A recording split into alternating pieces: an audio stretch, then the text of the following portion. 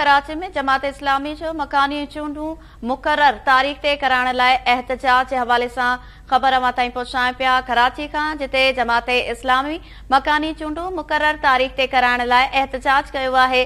जमात इस्लामी जे एहतजाज सबबि Karachi press club ऐं भरपासे में पुलिस मुकर्रर कई वई आहे। अहम ख़बर अवां सां शेयर कयूं पिया कराची खां, जॾहिं त कुछ देर बाद सीएम हाउस अॻियां धरणो भंयो वेंदो। मुज़ाहिरनि खे रेड ज़ोन में दाख़िल थियण खां रोकण लाइ रंडकूं विझी रस्ता बि बंदि कया विया आहिनि। जमात इस्लामी जे एहतजाज सबबि फुवारा चौक, ज़ैनब मार्केट में ट्रैफ़िक जाम थी वई आहे।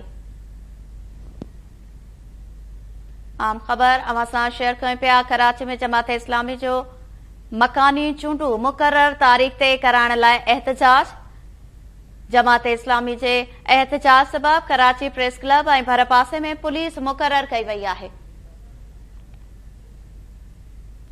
मुज़ाहिरनि खे रेड ज़ोन में दाख़िल थियण खां रोकण लाइ रंडकूं विझी रस्ता बंदि कया विया। जमात इस्लामी जे एहतजाज सबबि फुवारा चौक, ज़ैनब मार्केट में ट्रैफ़िक जाम थी वई आहे।